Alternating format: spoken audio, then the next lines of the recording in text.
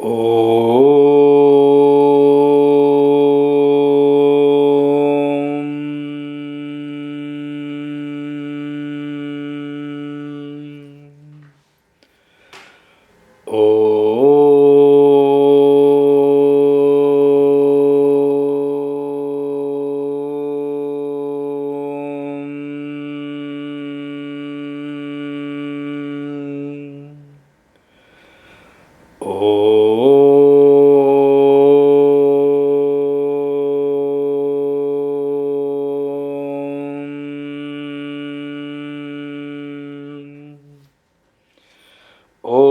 श्री गणेशाय नमः।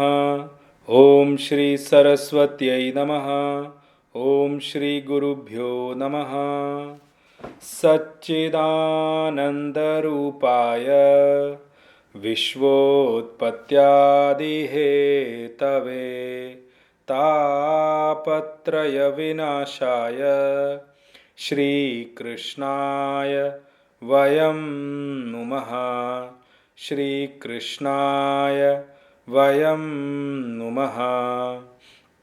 वसुदेवसुतं देवं कंसचाणूरमर्दनं देवकी परमानन्दं कृष्णं वन्दे जगद्गुरुं। कृष्णं वन्दे जगद्गुरुं। मूकं करोति वाचालं पङ्गुं लङ्घयते गिरिं यत्कृपातमहं वन्दे परमानन्दमाधवं। परमानन्दमाधवम्। ॐ वाङ्मे मनसि प्रतिष्ठिता मनो मे वाचि प्रतिष्ठितम् आविराविर्मएधि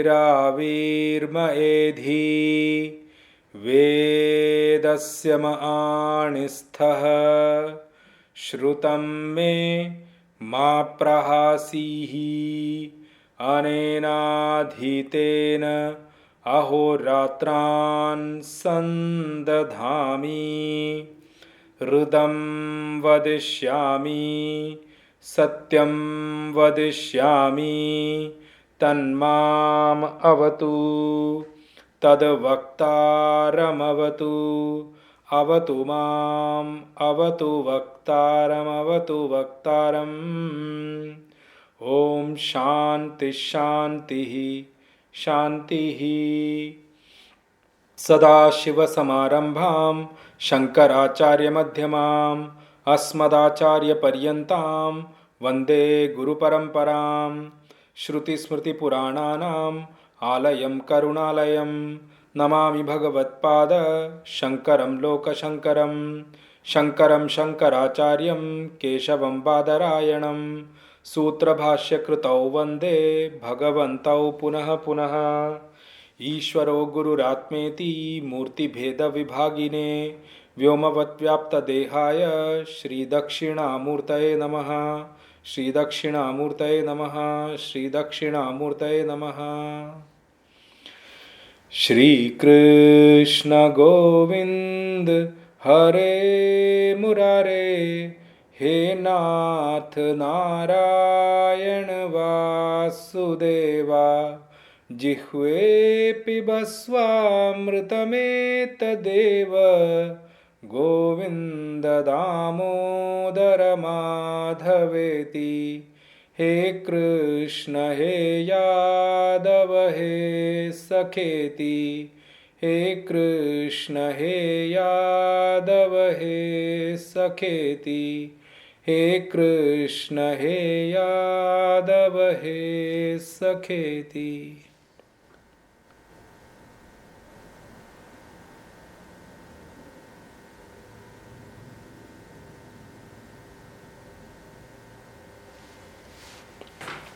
First of all, on the auspicious day today of Gita Jayanti and Deva Utthana Ekadashi, I pray to Bhagwan that he may bless all of us with a spiritual life and a life which has got some aim towards vertical growth, and we are able to achieve some part of vertical growth in this life, And if you are able to realize God, very well and good. May He bless us to do that. Today is the day when Bhagwan Krishna gave Bhagavad Gita to Arjuna in the middle of the war field. So I really pray to Bhagwan Krishna on behalf of all of us that may the Gita which he has given to Arjuna and uplifted him within the war itself, not only uplifted to just manage through the war and win the war, but also lead his life towards the final goal in life, which is realizing God or realizing oneself. May Lord Krishna bless all of us with that same achievement. May He bless us that we understand Gita Ji the way He wanted us to understand. And today also happens to be Tapovan Jayanti. Swami Tapovan Ji, who was the guru of Swami Chinmayanand Ji, it's his Jayanti also today. So it's like multiple celebrations. And today is said as Deva Utthana Ekadashi, the day when Lord Vishnu wakes up from his sleep, the way they say it. There are very spiritual meanings, but I'll take it up at some other time. So let's get into the shloka where we were in the last session. And let's read the verse number 45, where we left in the last session. Traigunya Vishaya Vedaha Nistraigunyo Bhavarjuna Nirdvandvo Nitya Sattvasthaha Niryogatshema Atmavan Traigunya Vishaya Veda Nistraigunyo Bhavarjuna Nirdvandvo Nitya Sattvastho Niryogatshema Atmavan. So we had seen some portions of this verse in the last session, and we saw what Bhagwan meant by Traigunya Vishaya Vedaha, Nistraigunyo, and what he wants Arjun to aim at, and where he says, Hey Arjuna, Nistraigunyo Bhava, Nirdvandvo Bhava, Nitya Sattvasto Bhava. Till this point we have seen, and we have to cover Niryogatshema Bhava, Atmavan Bhava. These two we have to see. So, just a small gist of what we already saw, and some portions between Nistraigunyo, Nirdvandvo, Nitya Sattva, most of it I've already covered. Some I'll cover today before I move on to Niryogatshema and Atmavan Bhava. So Bhagwan first said, Arjun, if you look at the Karmakand of Veda, or you look at action, the way action is propagated in this world, whatever you achieve as a final result, or with your utmost hard work, with all your hard work and everything, what you achieve as a result of following Karmakand or action-oriented life is that you will get something, some object or some achievement which is within the three gunas, Sattva, Rajas and Tamas. Because in this Prapanch I told you everything is made of Triguna. So then Bhagwan wants Arjun, and that Arjun, everything is made of Triguna. I want you to actually choose something as a goal, choose something as your ultimate, in your ultimate sight of achievement is called, or what is beyond Triguna, which is named as Nistraigunyo Bhava. And I gave you the example, remaining in this human body, remaining as a jiva, living as a jiva in this world, we crossing beyond Triguna is not possible. So what Bhagwan is intending us to do is that you may work through this world, you may live in this world, you may manage through this world, but don't keep a goal which is within this world alone. You, oh man, you have the ability to choose or select some goal which is far beyond this whole seen and heard and perceived world. So Bhagwan is saying, Arjun, when you live in this world, you should aim at keeping a goal, a final ultimate goal, which is beyond Triguna. And I told you beyond Triguna, in Bhakti's word, it is choosing Bhagwan or God. And in the word of Vedant or self-realization, it is choosing self. They both mean the same thing in their own respective manner actually. So Bhagwan is somebody who is beyond Triguna. Actually, to be honest with you, apart from Bhagwan, nobody is beyond Triguna. And Bhagwan is what? Maya Gun Gopar, I already mentioned that. And he is what? Trigunatmika Mayam Vashikritya. Bhagwan and has got the Maya under his control because Maya belongs to him. Devi Mahamaya is wife of Bhagwan. So, Maya is actually, Maya doesn't touch Bhagwan at all. Bhagwan is beyond Maya. but we all are within that Maya, which is Triguna. Triguna is Maya, which I told you I'll explain as the further shlokas come. So Bhagwan is saying that, you have a way, you have a methodology, which you have an option in this life to choose something which is within this world, or you have also the option, also the ability to choose something as your goal which is beyond this creation. So when I say Triguna, you should see all that is within the created. And when I say Nistrai Gunyo, when it's beyond Triguna, it is the creator himself. Okay? So now remember, creator is not the created. Every created is within the creator. So whatever you see as created, which I use the word as perceived, seen, all this world, whatever is created is within Triguna, and creator, who is the creator of all this created, is actually beyond the Triguna. That Triguna or Maya doesn't touch that at all. So whatever is created is what we call as Maya, or within Maya, and beyond Maya is who's the creator. The thing is, we are stuck up in this world and so much things. We are not able to see the end-to-end picture of our life. We are not able to see, whatever we choose in this world currently, it's not going to lead us to the ultimate goal. We'll be, in this life, we'll run after something. We'll come back in the next life, we'll run after maybe the same thing or a different thing, depending upon how much little bit we have evolved here. But the thing is, we are only like a football from goalpost to goalpost. We are being hit from goalpost to goalpost, that's all. But we are within the same field. We are not able to go beyond it. So the point is, Bhagwan is saying, Arjun, you have the ability, you have the option, you have the strength, you have that temperament in you to choose something which is beyond Triguna. You have the ability to choose the creator.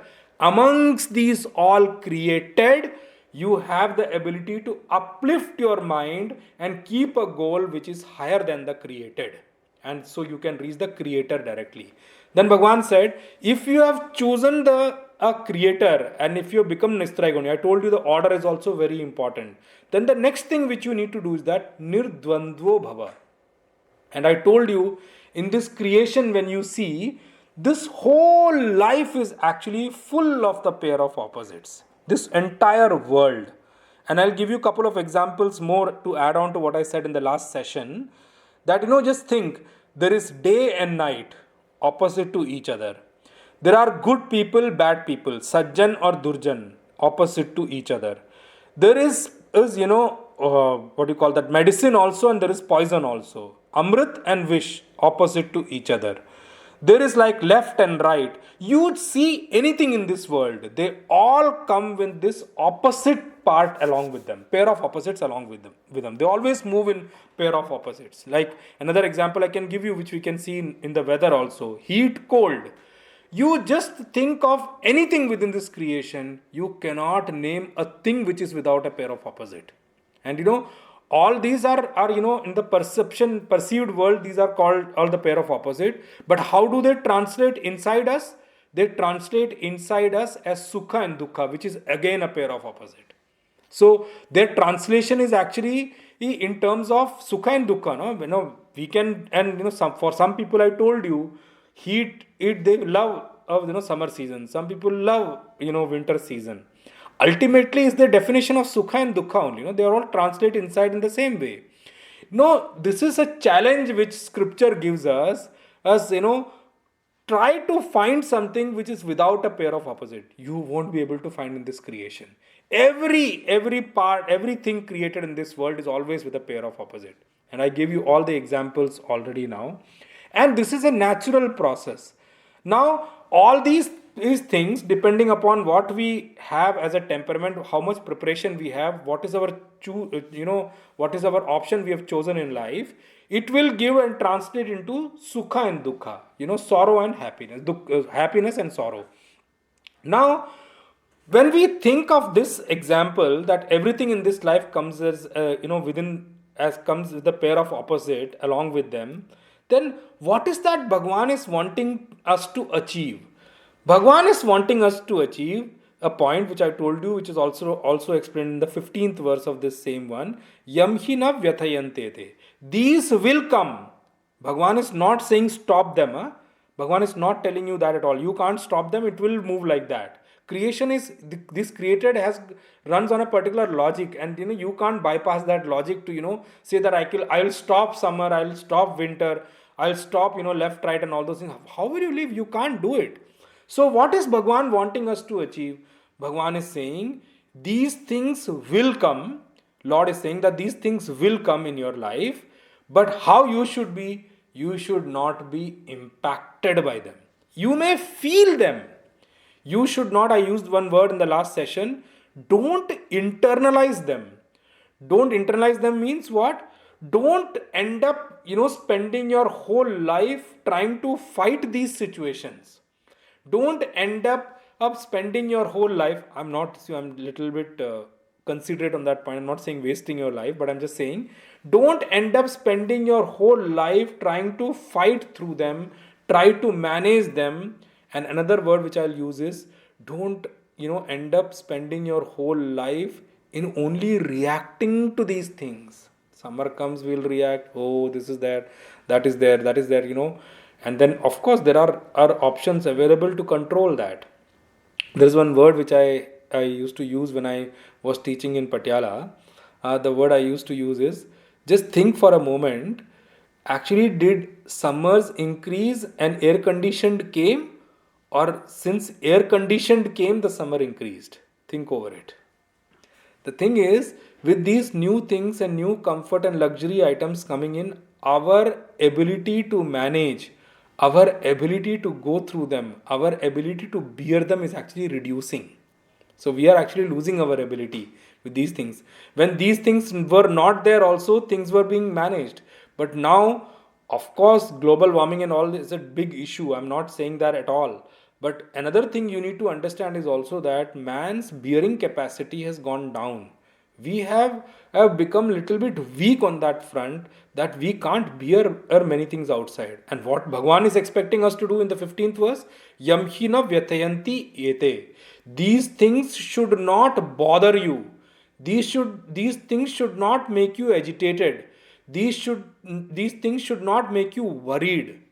You should not end up spending your whole life trying to only manage through these things, trying to only fight through things, try to only react through these things.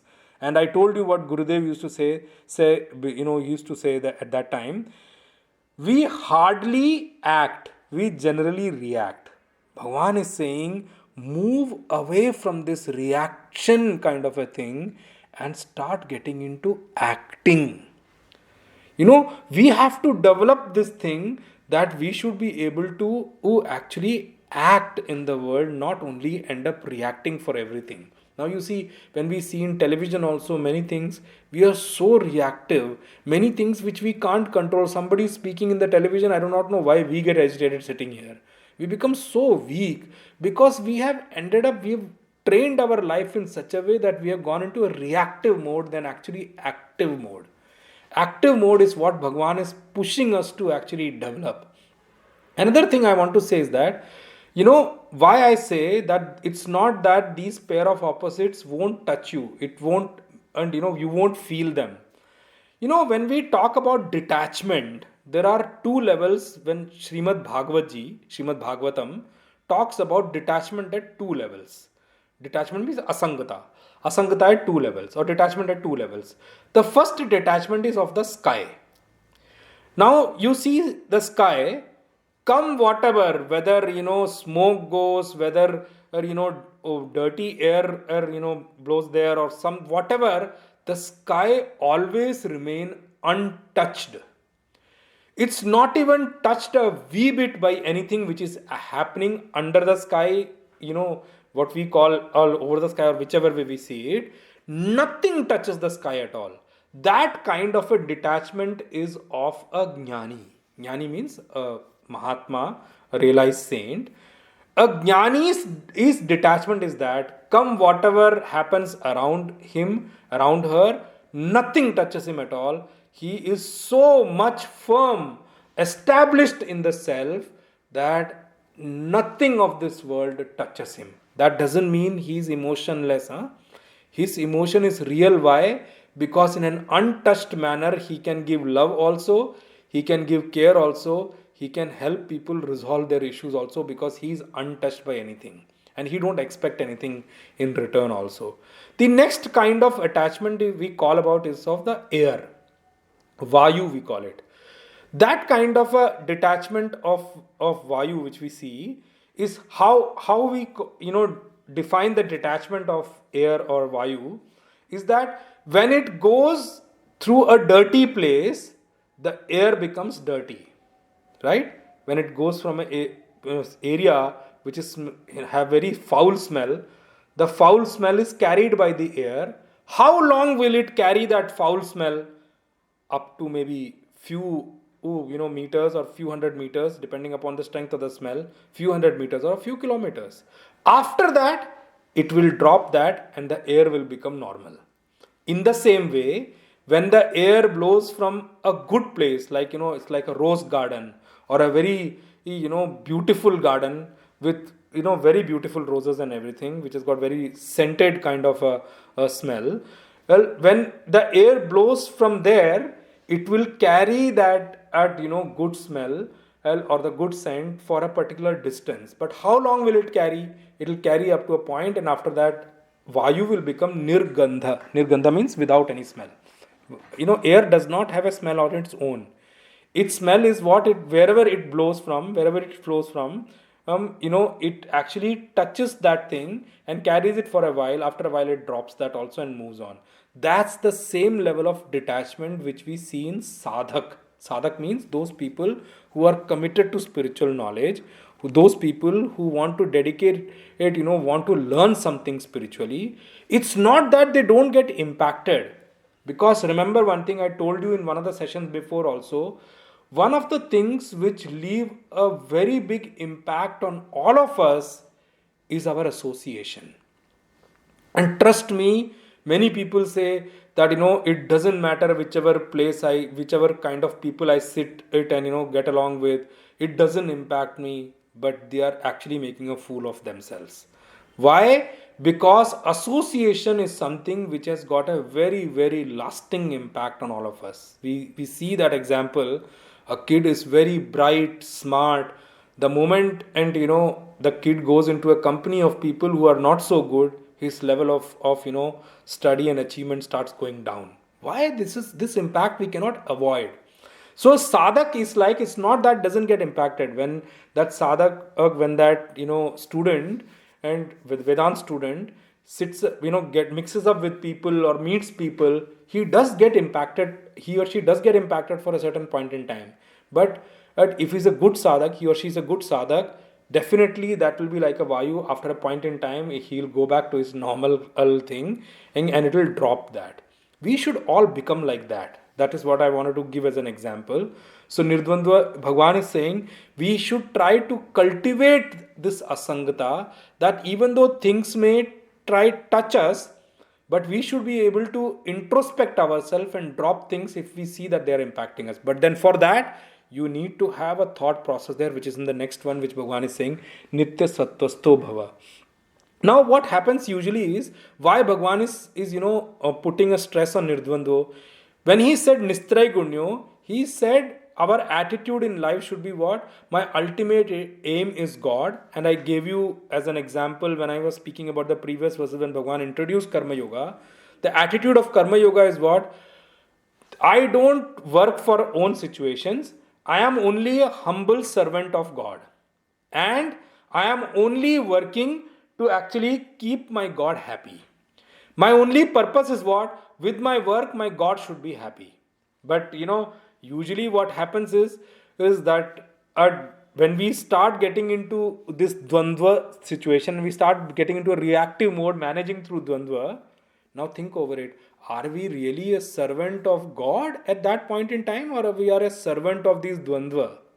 Because whole time these are only one which are acquiring our thought. These are only one which is in our strategy also. And we spend our whole life trying to manage these things only. So Bhagwan is saying, Arjun, You need to develop this attitude of, trying to move through these pair of opposites in a way, in a calm and quiet manner, that they don't impact your mind so much. They don't make you agitated. They don't make you worried. They don't trouble you. Actually, they do not have any ability to create trouble within you. They remain outside, and they remain outside only. You don't take them internally at all. Now, one thing, and that's why Bhagavan has said in that shloka, Tans titikshasva bharata. We should develop this kind of forbearance. We should develop titiksha within us. These will come. If they have come, they will go also. We should not lose our cool. We should not lose our mental capabilities. We should not lose our mental quietude because of these things which are going to come and go in our life.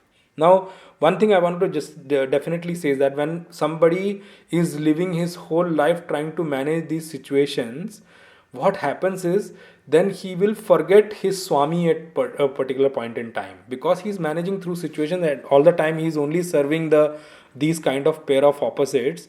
The service of Swami remains, left out somewhere. Tulsi Das ji brings it up in a very beautiful way. He says, sometimes what happens is when we work for God and we try to manage these things, some mistakes happen from these managing these things, and our reactions turn out to be bad.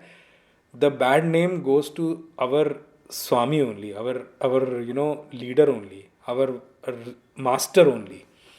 So he says that we need to remember these things, that at the end of the day you should focus on your or master, because these situations, how we should see, master has sent them to us and he wants us to learn something from these situations.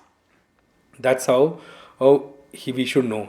And one term which I'll say, which a quote which is given by Goswami Tulsidas ji in Ramcharitmanas, Agya Samna Su Sahib Seva. There is no better service to a master. And he used the word Su Sahib. Not everybody is a master there. Su Sahib means, a master who is so good, like God, who is so good. But Agya Samna Su Sahib Seva. His service is what? Just follow what that master tells you. You just follow, you are definitely bound to gain. So, following his order becomes a bigger service for such a master. And when the master is Lord Krishna or Lord Rama or Lord Vishnu or Devi or Lord Shiva, there is nothing you have to think of. Just follow them. That is one of the best service towards them, because what do they want from you? Nothing. They want only you to just follow what they are and lead yourself to your ultimate goal of reaching the self. That's what they want. Now we'll go to the next one, which we also touched base in the last session. Bhagavan says, Hey Arjun, Nitya Sattvastho Bhava. Now that's the other thing which I spoke about in the last session. And this whole human body, and including our mind and intellect, is a composition of Triguna, which is Sattva, Rajas and Tamas. So, with this instruction which Bhagavan is giving, how is it possible that somebody is able to cultivate a life which is like, all the time in Sattva? It's not possible. So what is Bhagavan telling us to do here? Bhagavan is saying, Arjun, cultivate train yourself to have prominence of Sattva in your life. The other two gunas, which is Rajas and Tamas, should always follow Sattva, or should always be under the instruction of Sattva. Rather, I would use this way, your other two gunas should be managed by Sattva in you. Sattva means, I told you in the last session, which I am repeating it now, Sattva is the nourisher of vichar, wisdom and knowledge, of thought, thinking. Rajas is the nourisher of karma, srijan, creation or action. And tamas is the nourisher of Vishram, rest. Without tamas, you can't get rest. And I explained you this thing. Without sattva, the thinking ability will not open up. It's not that, when you are in rajas, you don't think at all. Your thinking will more be reactive than actually, active thinking. Because you are in the midst of the thing, you will be only trying to do something which is reacting to this, all those things. Your thought will be always surrounded with that. When sattva is predominant in you, or sattva is prominent in you, rajas will always follow sattva. Now, what do you mean by rajas following sattva? Every creation of yours, every action of yours will have the light of knowledge and wisdom behind it. Every action, every thought, every creation of yours will always be illuminated by this knowledge and wisdom, will always be radiant with a beautiful thought process behind it, because it is going to be a well thought after action, it is going to be a well thought after creation. So just think how beautiful the creation or action will be if it is well thought after, because your knowledge and wisdom is available for you. And remember, I told you, when and sattva becomes prominent in your life, your every creation, every action will always follow sattva. Why? Everything will be thought after. You will stop being reactive in your life. The reactive mode goes away. Now the same thing goes for tamas. Just think, if sattva is the prominent part in your life, prominent thing in your life, remember, tamas will also obey sattva. Means what? Your rest will be timed. You will be able to tame your rest period. You will be able to manage your rest period. You will be able to manage in such a way that it gets you rest enough so that you're ready to work the next day. It doesn't bother your creative ability and active ability. There are people, I'm giving you one example which is very, very commonly heard there. Some people come to satsang and they say, there was somebody who told our Puja Guruji Swami Tejomayananji about this, that Swamiji, I do not know what you said, but I had a very peaceful sleep in your class. Why? Because the environment is sattvic. They usually, because they are more have rajas or tamas, they are not able to manage that. When the environment became quiet, they automatically fell into sleep. They do not have that much of ability to listen to these things because they haven't prepared themselves for that. But sattva, when it becomes predominant, and if it's able to manage tamas, you see the beauty of it. You will be able to manage sleep. Your quantity of sleep and your quantum of sleep and your timing of sleep, you can manage. Definitely, yes, people say that, sleep time is usually night. It is something which is natural. Yes, sleep is natural for many of us, that's true. But remember Arjun's case also. He is been called Gudakesha. Why? Because he is won over his sleep. He had won over his sleep in such a way that he could manage his sleep in such a way that when the Shabda Bedi Bhan, when that arrow which pierces us with only sound as the syllable, with hearing only the sound, if he has to pierce through a target with only sound as the thing available, without having a clear sight of it through his eyes, he practiced it in the night only, because of dark you can't see any which ways. Those days there were no street lights or anything like that. So dark means dark, night means dark. At that time, the practice of this is arrow which pierces through sound. By just listening to sound, you can shoot a target. That practice becomes very effective if you do it in the night. Arjun did that practice and he had gained that thing over there. So if sleep was natural, how did Arjun win over it? Another example I'll give you in real life now. When people get night shifts, do they not win over sleep? It may be difficult when they initially set into it, but after a while they practice themselves. There are many people who work in factory environments where the entire production happens in the night. You go to Rourkela and other places where steel factories and all their production happens in the night. They have trained themselves in such a way that they have won over their sleep in the night, and they spend their time and during the day they have taken out time to sleep. But so with sattva, sleep or rest can also be managed. And I gave you another example in the last session, that now these days people have come up with something called power nap. Power nap is what? Power nap is what? You have few minutes window where you just rest, and you rest in such a way that it energizes you for the remaining part of the day, even if you have to work long hours. And also one more thing I'll tell you, just think, this is the portion I'm talking about, sattva managing rajas and tamas. Another thing you people would have seen in real life is when there is lot of work and the target is too stringent and you cannot miss the target, sattva also, the rajas also, pushes you to, win over your sleep for some particular point in time. But remember that win over is not permanent. It is only temporary, and probably you may need a bigger rest after that, work is over and all. Or it's not really guided by sattva, because some people may come up with this example that, even if I have exam to crack and, my exam is the next day and I have not studied much, I will of course also not get sleep. That's because of the pressure of rajas, that you have to win over, and you don't want to. And there are other kind of people also who are not rajasic also, or not sattvic also. They are so tamastha also, that even if there is a stringent target, that stringent target forces them to go to sleep. There are all kind of people you can see. So Bhagwan says, Arjun, it is very important that you are able to develop a life where sattva becomes predominant in your life, and the other two gunas in you are managed by the sattva, is well thought after action. Now tamogun also, every time we should not say wrong things about tamagun also. Oh, Maya also, some people say negatively also. Actually, Maya is hitkari or gunkari also, by the way. If you know how to live within it, if you know, you have a discipline you follow, and you follow your guru and in the Shastra, Maya is hitkari, is beneficial for you, by the way.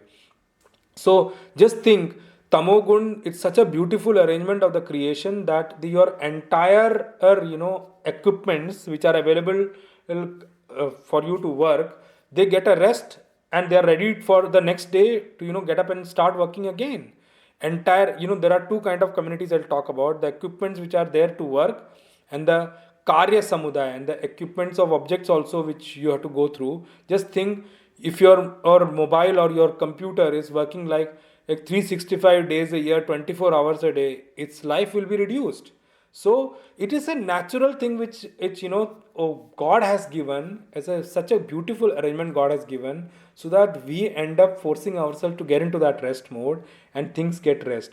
Just think for or one moment that 2 days if you don't get sleep, your productivity is gone. Third day, God knows what is going to happen to your work. And this example is given in Chandogya Upanishad also. Where Rishi talks to his son, and Rishi Udalaka talks to his son, and Shvetaketu. There that example of the sleep is also given. Sleep is important for our entire equipment, the community of equipments within us, who are important for us to perform our action, who are important for us to lead our life, who are important for us to live our life. So Bhagwan says, Arjun, you have to create a life in such a way that your life is predominantly focused on sattva. There is one thing which I'll pick up from Ramayana, or I would use the word Ramcharitmanas. Uttarkand, this verse comes given by Goswami Tulsidas ji. He describes Treta Yuga in a way which we should all know. Sattva bahut kachu raj rati karma, sab vidhi sukh treta kar dharma. Now what is Treta Yuga there? Sattva bahut, when the sattva is high or sattva is prominent and predominant, kachu raj rati karma, there is little bit of rajas for you to manage through your action. There is little bit of rajas, but sattva is predominant. That is called actually Treta Yuga within you, by the way. Treta Yuga means what? When sattva is high and there is little bit of rajas to work through. Sab vidhi sukh, how is the life then? There will be a lot of comfort and luxury around you, lot of achievements around you. Sab vidhi sukh. Sab vidhi sukh means all around you, because yes, when sattva is predominant, your work will be effective and you will be able to gain the result which you are setting yourself for. So definitely the achievement will be there, and there will be luxury and comfort around you. Sab vidhi sukh treta kar dharma. This is what will be called as Treta Yuga. Now when I given this example, I should also give you the example of Sattva Yuga also. Sattva Yuga actually is a little bit different than that. Shuddha Sattva Samata Vijnana Krit Prabhav Prasanna Manajana. Now remember, in Sattva Yuga, there is no Rajas. So in Sattva Yuga, only Sattva is there. That is why reason is called Sattva Yuga also. It's Sattva only, Rajas is not there. So for them, they say, they use the word Samata Vijnana and Shuddha Sattva Samata Vijnana Krit Prabhav Prasanna Manajana. There, Krit means Sattva Yuga. When and Sattva is predominant, Sattva is the ultimate thing and there is no Rajas at all, there is nothing you need as an external object to be happy. There will always be Prasanna Manajana. The mind and intellect will always be happy. The mind and intellect will always be deriving in sukha, happiness from without things. It's going to be objectless happiness. That is what is Sattva. When you try to establish in that way, definitely yes, that is called Sattva, Satyug. And remember, one way to look at Satyug, Treta Yug, Dwapar and Kali Yug is actually external way to look at it. There is another way to look at it which is called, the Vedantic way to look at it. It is internal way also. Even in this external Kali Yuga also, in the external Dwapar Yuga also, there are people who are living in Sattva Yuga also. Go and see saints and realized masters living in Himalayas or ashram somewhere, you will see that they have reached this level of objectless happiness. Their happiness is not dependent on an object because Sattva Gun, Shuddha Sattva Samata Vijnana. There's like Shuddha Sattva, it's pure Sattva, and it's so sparkling Sattva that Rajas and Tamas and other things are not even there. There are many explanations which I can give of Satyug here, but I will not take the time here. Let's go to the next one. Now the next one, and Bhagwan must have been telling Arjun, now I am going to tell you something which is little bit more difficult than all the things which I have told you till now. It is little difficult to achieve. Bhagwan says, hey Arjun, Niryogat Kshema Bhava. You should become what? Niryogat Kshema. You should grow above yoga and Kshema. Now what is yoga and Kshema? Now, one way we called yoga, when I used the yoga a couple of verses before, I used yoga for karma yoga. But here yoga is not karma yoga. Here Bhagwan is using this word yoga and kshema, which you need to understand a little bit for you to grasp the meaning of here. Yoga means apraptasya prapti. That which I do not have today, when I set a goal to achieve that is called yoga. Kshema means praptasya rakshanam.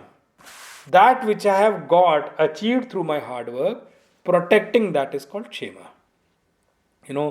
Bhagwan Shankaracharya ji uses in his bhashya, anupatasya upadanam yoga, upatasya rakshanam kshema. Anupatasya means that which I do not have.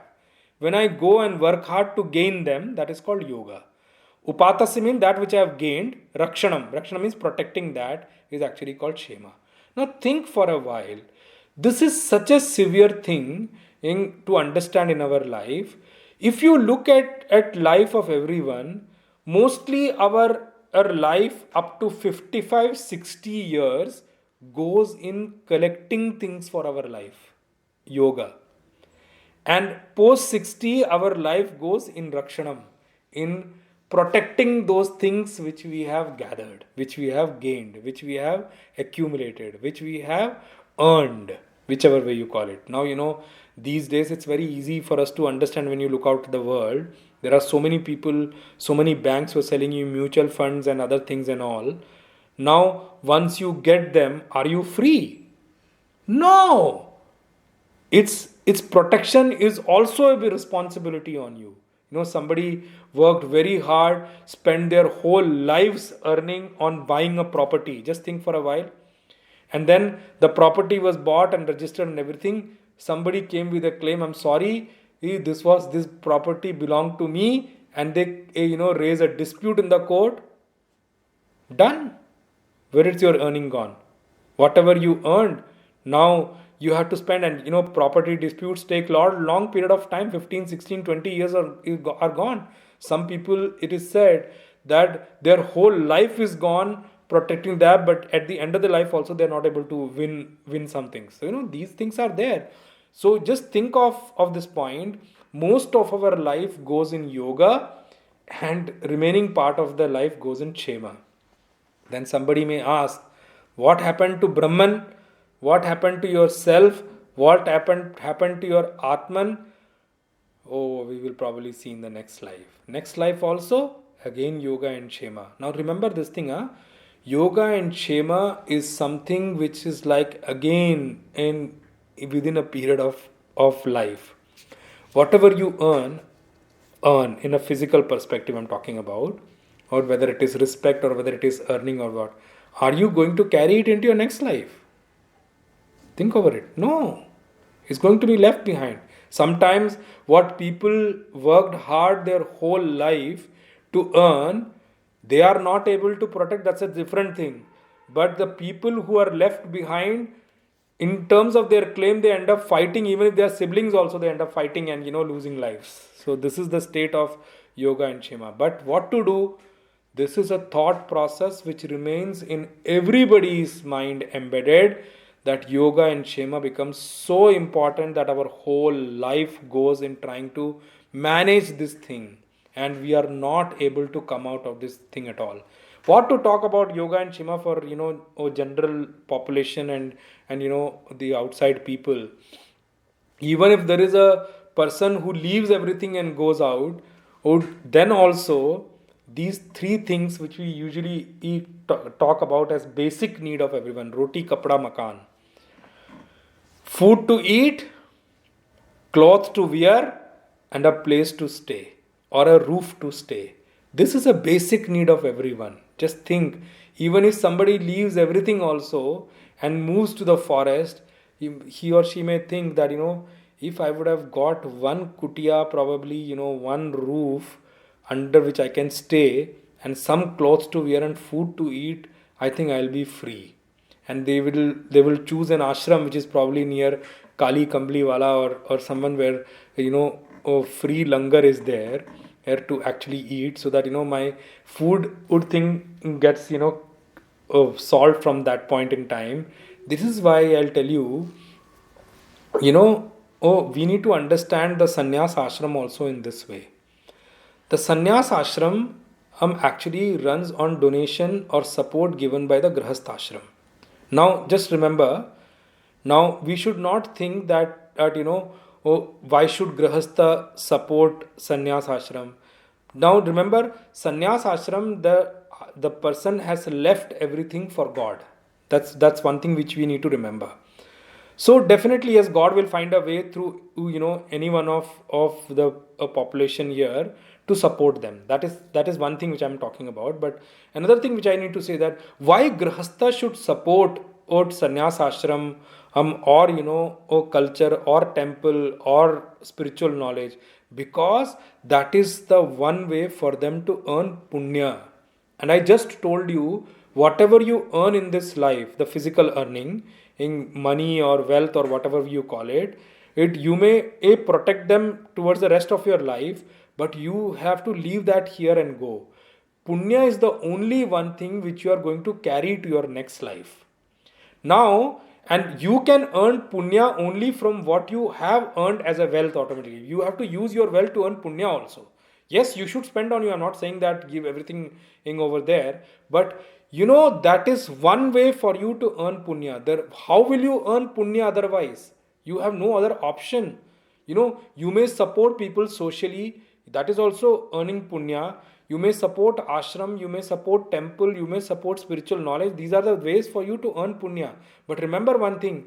One way is to look at this life, whatever has happened in this life is past life's punya. You may have some punya to reach if you are having a good and comfortable life. But do you want to continue that comfort and good life in the next life also or no? For that, punya becomes very important. So, yoga kshema, Bhagavan says, Arjun, what I want you to do, Yogatshema is a standard thing which everyone in this world is worried about, is stuck about, and this is a thought process which doesn't go out from people at all. Arjun, I want you to become free of yoga and shema. Arey, how, Bhagwan? I just gave you the example of a sannyasi also. If they want that there is a roof above their head, there is food to eat, there is clothes to wear. That's the basic need also. How can somebody be nir yogatshema? Now Bhagwan is telling one very beautiful message through this nir yogatshema. What he is wanting that, Arjun, I want you to be dependent on me. Search your dependence on me. Establish your dependence on me. Take your time, doesn't matter. And I tell you, just because I'm saying this from here, shloka, it's not going to come. It will come after a long period of practice. Bhagwan is using the word Arjun, nir yogatshema. And our Pujya Guruji Swami Subodhananji used to say that after a lot of thought, he used to say that I have understood this thing, that nir yogatshema, living normally, is not possible. It will come only when you start coming closer to God and start knowing Him, start to know the way He protects you, start to know and have confidence in Him that He can take care of you. In chapter 9, verse 22, Bhagwan is going to say it himself. Ananyas mam ye janav paryupasate tesham nityabhiyuktanam yogatshemam vahamyaham. This is the yogatshema Bhagwan is talking about. The one who is sitting in complete devotion and thought of me alone. Ananya. Me as not separate of him at all. Me one with him, me in complete, immersed in complete thought of him, and his thought is so complete that he has forgot about his own well-being also. Ananyas chintayanto mam ye janah pari upasate tesham nitya abhyuktanam. For such people, I carry yoga and kshema for them. Vahami aham. I carry yoga kshema behind them. So Bhagwan is using one word which is very easily understandable for us. You would see in this world, there are many people who will say to, needy people that, don't worry, I'll sponsor your education. Don't worry, I'll sponsor your job. Don't worry, I'll sponsor your trip. Don't worry, I'll sponsor this, I'll sponsor that. Here Bhagwan is saying, Arjun, if you are able to develop yourself in such a way, trust me, I will sponsor you throughout your life and lives. Don't worry about this. But this has to come from lot of practice, lot of, devotion, lot of, I would say, devoted time you have spent with God. You have to understand God. So I would use the word only when you start experiencing devotion towards God and His support coming to you, who without you even asking, that is when slowly, gradually, this nir yogatshema starts to happen in somebody's life. That is the reason he says, Bhagwan Shankaracharya ji uses the word yogatshema pradhanasya chayasi pravritti dushkara iti. Those people who are engaged completely in this just yoga and shema, who yogatshema pradhanasya, for whom yoga and shema of them and their family is the only thing which is important. It's the most important thing. For such people, shreyasi pravritti dushkara. For such people, working towards their shreyas is very, very difficult. It's not possible at all. Atav, that's why Bhagwan says, nir yogatshemo bhava. That's why, Arjun, you should train yourself to become free from yoga and shema, and you grow above it and become nir yogatshema. Now Bhagwan says in the next one, last one, he says, Hey Arjun, Atmavan Bhava. Now the point is, we all have soul. You become soulful. So what does Bhagwan mean here by the word Atmavan Bhava? We all have Atma. Bhagwan Shankaracharya ji uses this very beautifully. He says, Apramattah cha bhava. Means what? Atmavan Bhava means you should live a life which is where you are fully alert and vigilant. That The ultimate goal in life is not skipped or slipped from your mind. You should engage in activities, you should engage with people who support your journey, not those people who derail you from your journey. You should slowly, gradually start to know which people are beneficial to your journey and which people are actually harmful to your journey. Start separating yourself from them and start, keeping those people external without internalizing them at all. I'm not saying leave them, because many people who may not be suitable for our journey in this life may have to be with them, but be with them in a very detached manner. That is what Bhagavan is trying to tell here. Apramatto bhava. You should be vigilant towards this fact that at any point in time, your goal in life of self discovery, of reaching the self or God, should not be slipped or skipped from your intellect, from your decision making. Your goal should be very clear. Atmavan bhava. That is why Arjun have this insight that there is a self, there is a God which you need to realize, which you need to achieve. When you have that goal in mind, you will start being vigilant and alert about your surroundings and things around you, and you will not fall for things which are derogatory, which are not good for your or journey in life. That is what Bhagavan means by Atmavan Bhava. I will read the next verse also, and I'll explain the literal meaning. We'll see the detailed meaning in the next session. The 46th verse. Yavanartha udapane sarvatas samplutodake tavan sarveshu vedeshu brahmanasya vijanatah. Yavanartha udapane sarvatas samplutodake tavan sarveshu vedeshu brahmanasya vijanatah. Usually what happens is, many people have this thought that between Shreya and Preya, they have to choose one, and choosing one means what, the other has to be completely left out. We have to lose our hand on the other part. That is the usual thought process which people have. But what with this verse Bhagavan is trying to explain is, yes, when you choose Shreyas and prayer amongst prayers and all, it is not like there is an apple and a guava kept next to you and you have to choose one, means you will get only one, the other have to be left out. That's not how you should understand the spiritual journey.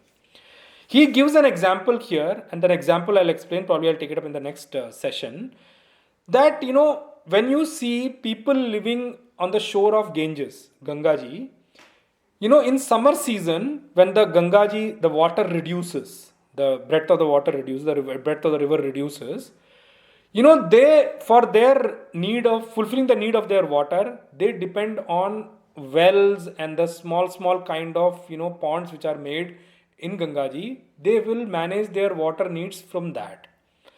But when rainy season comes and flood hits and the breadth of the river expands, these small ponds and small wells, they get contained in the expanded river.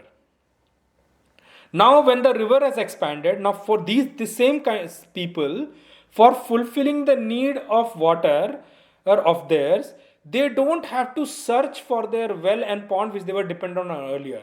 They can just take the water in from the expanded river. Why? Because their well and their pond is already included in the expanded river.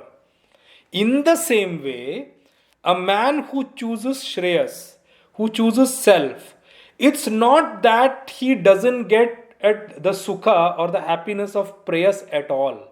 Remember, the happiness which is derived from prayers, from the things which we love or like, prayers things, and temporary worldly things, the happiness from that thing is already contained in the bliss of the self. It becomes very small in front of the bliss of the self. The bliss of the self is a so permanent bliss that these kind of happiness, they lose their importance, they lose their strength. That is what Bhagavan is trying to tell here. Arjun, Yavan Artha Udapane, when these kind of when somebody grows vertically and he starts to gain the bliss of the self, of realization of the self, these kind of small things which used to give him temporary happiness, they lose its importance. They don't remain meaningful ever at all. Why? Because the kind of happiness he's experiencing, the kind of bliss he's experiencing, these small happiness are worthless in front of them. His level of bliss you cannot even imagine. And I'm going to tell that, as we move on also, Bhagwan is also going to take up, when he takes up Sthita Prajna, he's going to say that at in entirety, that you can't even think the kind of bliss this person experiences. His bliss you cannot compare. Just think there is an objectless as bliss, objectless happiness remaining, because it's objectless. Whether the object is there or not, it's going to remain ever. You are not going to be devoid of it ever. This happiness is going to remain with you, whether you are in awake, whether you are in sleep, whether you are in whichever state. This happiness remains ever like that. So that is what Bhagwan is saying. And for such a person, and who has already gained this is one, and what use is going to be the karma kand and other things for that person? What use is going to be the achievements from the action and karma kand for such a person when he has already achieved the bliss? This much for today. We'll see in the rest in the next session. Kayena vacha manasendriyairva buddhyatmana va prakrite svabhavat karomi yadyat sakalam parasmai narayanaeti samarpayami Sriman Narayanayeti samarpayami. Om Purnamadah Purnamidam Purnat Purnamudachyate Purnasya Purnamadaya Purnameva Vashishyate. Om Shanti Shantihi. Harihi Om Shri Gurubhyo Namaha. Harihi Om Om Tat Sat.